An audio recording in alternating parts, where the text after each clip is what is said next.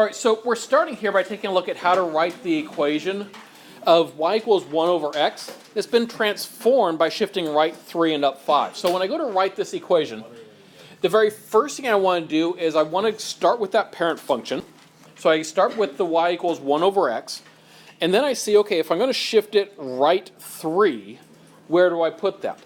Now, if we're shifting left and right, that means it must be with the x. So wherever the x appears, that's where I'm going to do the right 3. Now, in order to go right 3, does that mean it's plus 3 or minus 3? Minus 3. So in the bottom, then, it's no longer just x, it's x minus 3. All right, now I can go to the next part, the shift up 5. In order to shift it up 5, that means it's not with the x. So I'm just going to be putting it out here at the very end. In order to go up 5, is that plus 5 or minus 5? So it's plus 5. And so then that is our equation. This is what it looks like after we apply these transformations to it. So here in a little bit, we're actually going to see what the graph of this looks like. But we can already see how some of these transformations are going to have an impact and how that's going to look when we see the equation. All right, next problem. Write down these transformations, and then again, we're going to write out what the equation is going to look like with that in there. All right, and so in order to write this equation, we again start with the same parent function. So I already have this y equals 1 over x in mind. And then I'm going to see how do I reflect it across the x-axis. Remember, in order to reflect something across the x-axis, that's where we have the negative out front of it. So I'm going to go ahead and start by just doing that. I'm going to put a negative out front of this. And then I need to vertically stretch it by a factor of 2. Now, in order to do a stretch, remember that's where we multiply it by that number. So that means I got to multiply this whole thing by 2. But that looks awkward. It looks awkward if I leave it as negative 2 times 1 over x. And so what I'm going to do is I'm actually going to tidy that up a little bit. And it's good for us to be able to see how that gets tidied. So first of all, if I actually want to do that multiplication, that'd be like negative 2 over 1 times 1 over x. Now, if I do that multiplication, I multiply straight across the top and straight across the bottom. So that would give me negative 2 over x. That's certainly a lot cleaner to look at. Although having the negative in the top like that can be kind of awkward. So I'm actually going to write it then as a negative 2 over x. I do want the number in the fraction like that, but I'm going to go ahead and leave the negative outside. The whole idea is that if either the top or the bottom is negative, it means the whole fraction is negative. Remember, if they're both negative, those negatives would cancel each other out and the fraction would actually be positive. All right, next one. We're now going to put all these pieces together. So go ahead and write down these 4 transformations, and then go ahead and try to write the equation that is described by these transformations. So I'm going and writing this equation. And again, I'm starting with the same parent function, y equals 1 over x. Now, first thing I need to reflect it across the x-axis. So that tells me to put a negative in front of it. And then I'm vertically stretching it by a factor of 4. So that means multiply it by 4. Notice that means that the 4 goes on the top of the fraction instead of the 1 then. Now I need to shift it down 7. Down 7, remember that's up and down, not left and right, so that's hanging on the end. So I put a minus 7 hanging on the end. And then finally, in order to shift it left 8, since it's left or right, that will go in the bottom with the x. Left 8, that's a plus 8. And so then that's what it looks like when we put all those pieces together. So one other thing that I do want to mention here is that this equation here, you'll sometimes also see it written like this, with the number that's being shifted up or down, actually written first. But notice it's still the same thing. I just want you used to seeing it this way, because the negative that was out front of the fraction, whenever you order it, it becomes subtraction here. The minus 7, the subtracting 7, becomes a negative 7 when you put it first. So just realize they are really the same things that go with them.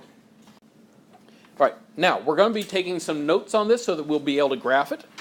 So into your math notes, please write this general equation and then those details that are given there. This is all following up on what we just saw about it.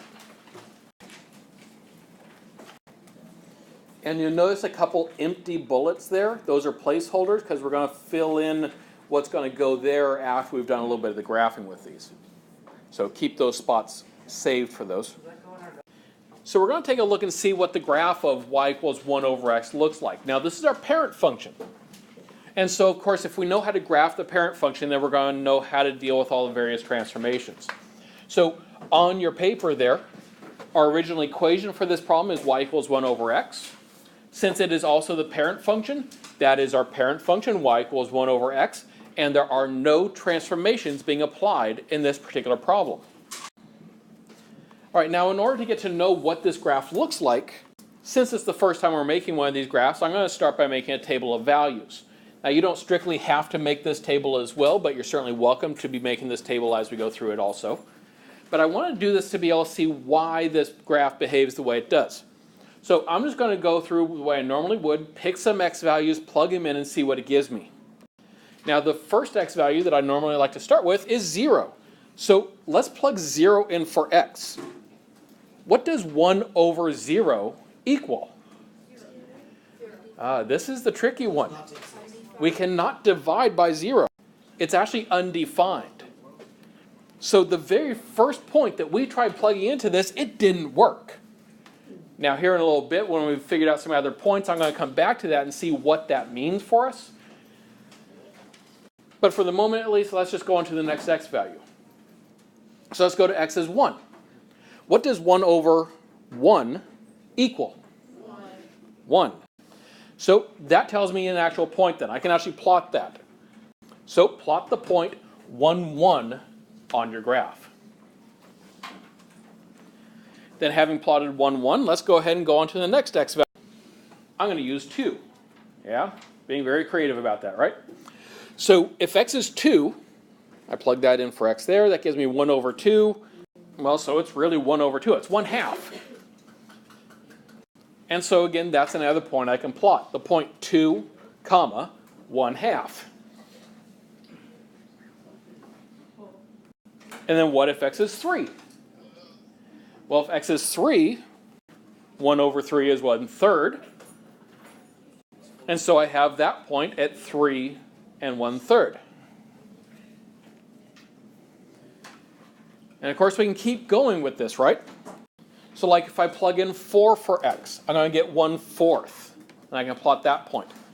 And really I could just keep going all the way down that line, getting all those points. Now this is the first graph we're making, so I'm going ahead and plotting as many points as I can. Don't worry, as you get good at these, you're not going to have to plot every single one of these points. You'll be able to just grab a select few that are most useful. But seeing that, it now raises a question to me as I take a look at this graph. What's going on in here? What's going on between 0, which was undefined, and 1, where I actually had a number?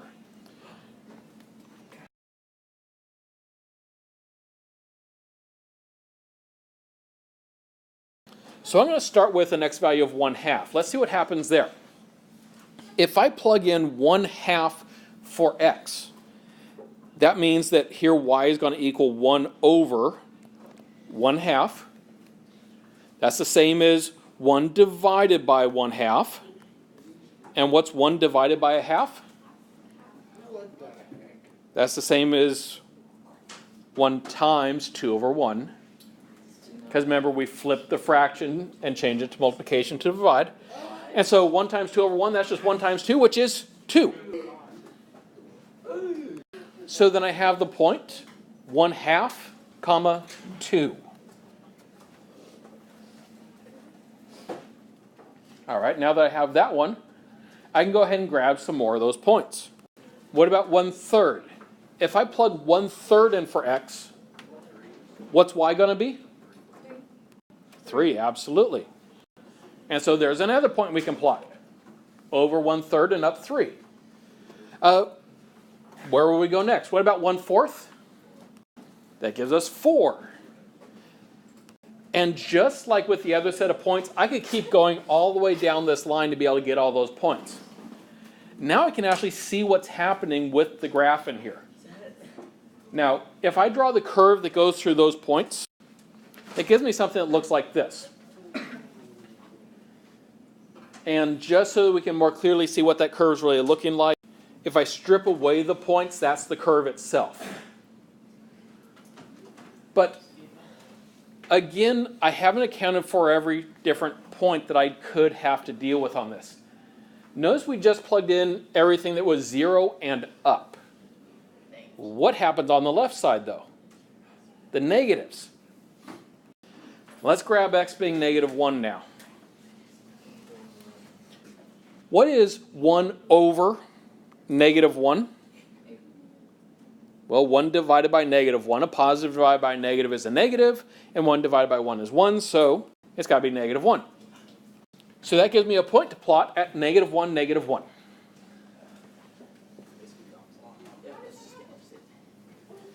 All right, let's grab the next point here. If x is -2, what is y? 1 divided by -2 is -1/2, yeah. And so then plot that point. Make sure you're plotting correctly here. Make sure you're going over the x and then down the y, not mixing them up. And you're probably already noticing a certain pattern here. So rather than plotting every single little point here, I'm going to skip out a little bit further just so we can get a good idea of the curve. I'm going to jump out to x being -5. If x is -5, what's y? -1/5, absolutely. And so then I can plot that point. All right, now that already tells me what's happening over there. So now let's go ahead and get what's going on between 0 and -1. So let's go to -1/2. What's 1 over -1/2? Well, what's 1 over 1/2? 2. And so 1 over a -1/2 would be -2. And so then go ahead and plot that point at -1/2, -2. In other words, left 1/2, down 2. And again, I can kind of see that this is mimicking what was happening before. So to get a little bit more targeting, precision, I'm just going to skip out a little bit further. I'm going to go out to -1/5. That gives us -5 for our y value. And we can plot that one.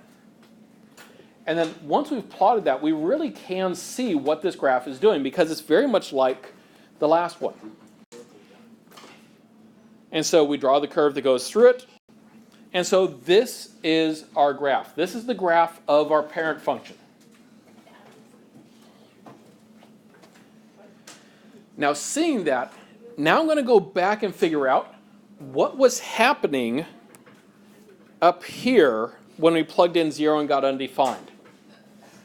What's going on at that undefined point? Well, notice what's happening graphically here. As I was graphing this side, notice as this curve goes up, it's getting closer and closer to the y-axis. Is it ever actually going to hit or cross that y-axis? No, it's not. Because it's always 1 over that number. So it's always going to give us something positive on that right side. What about on the left? You notice as I go down here, it's getting closer and closer to the y-axis. Is it ever going to cross the x-axis there? I'm sorry, cross the y-axis there? No. And so, that's actually an asymptote there. There's an asymptote, and it's just approaching it from different sides. It's approaching it going downwards from the left, and it's approaching it upwards from the right side. Now, unlike the other problem that we've done in the past that had asymptotes, though, this one actually has 2 asymptotes. Because you'll notice this graph is doing the exact same thing along the x-axis. It's also approaching it from the top and approaching it from the bottom. And so we also have an asymptote there at the x-axis. So we have 2 asymptotes in this problem.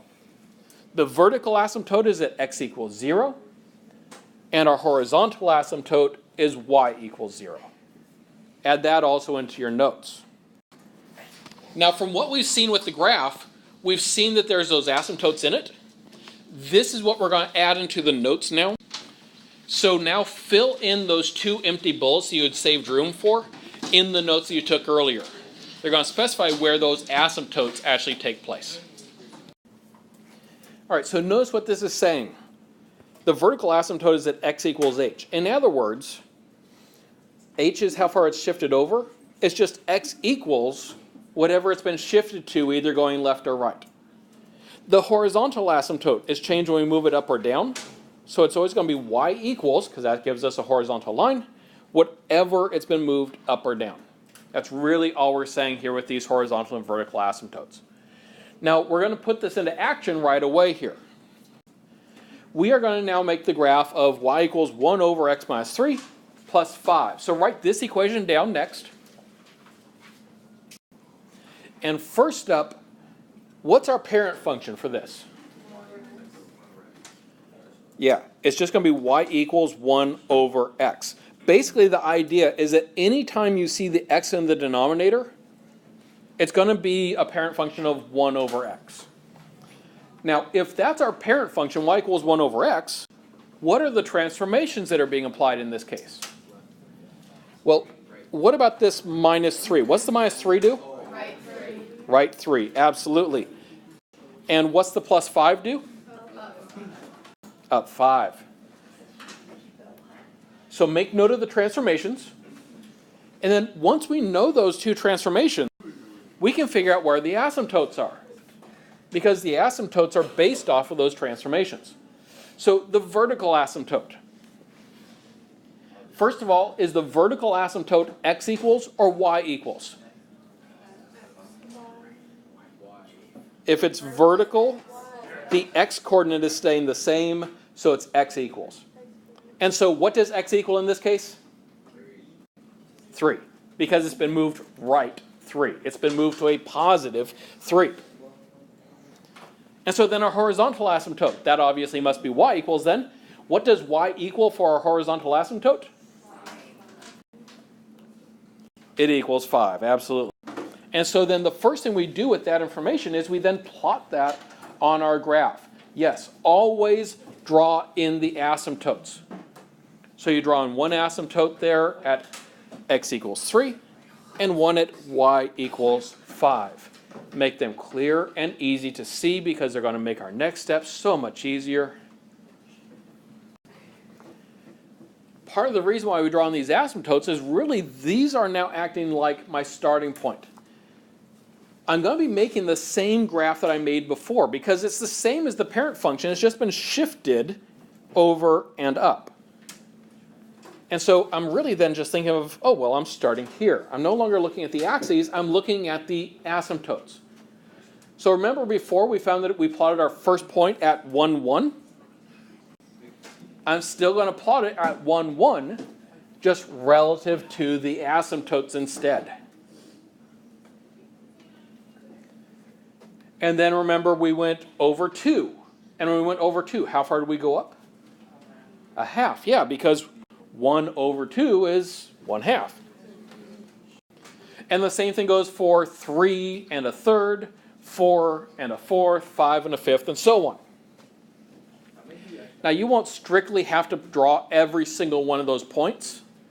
If you draw the first point at 1, 1, I'd want you to give me at least 2 of those.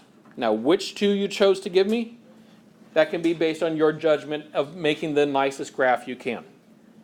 But in addition to those 2 points, I also want 2 points up here. Now the first of those I'm going to grab is 1/2, which gives us 2. So we go to 1/2, 2, 1/3, 3, 1/4, 4, 1/4, 5, and so on and so forth. And again, give me at least 2 of these points in order to be accurate. Then once you've done that, then we can go into the bottom left side. And so on the bottom left, remember again, we started down 1 over 1. And so in this case, I'm again going to start down 1 over 1.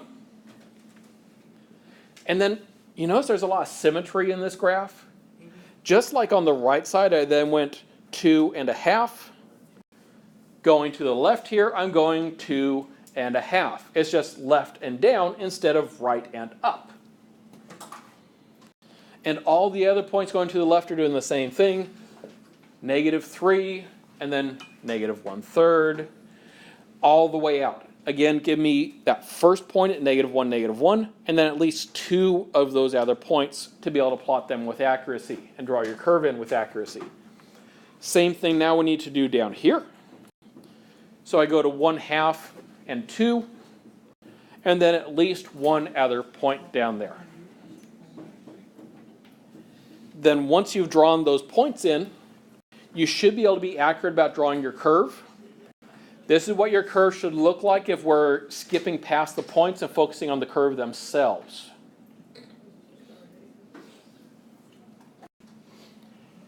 Now, having seen what this graph looks like, now let's take a look at what are the domain and range for this. So, domain. First of all, is domain the x or the y values? It's the x's, yeah.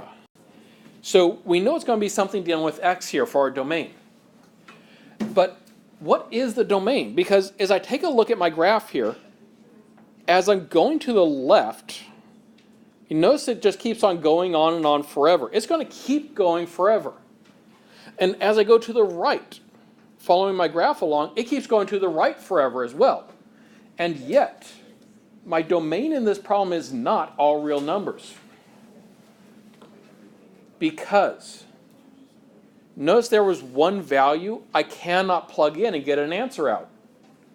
That's where the asymptote happens. Notice that x can be anything except for 3. Now there's a couple different ways you could write that. You could actually write out longhand and write out x is all real numbers except for 3, or a much shorter way to write that same thing is we can say x does not equal 3. Because when we say x does not equal 3, we're saying it can then equal everything else.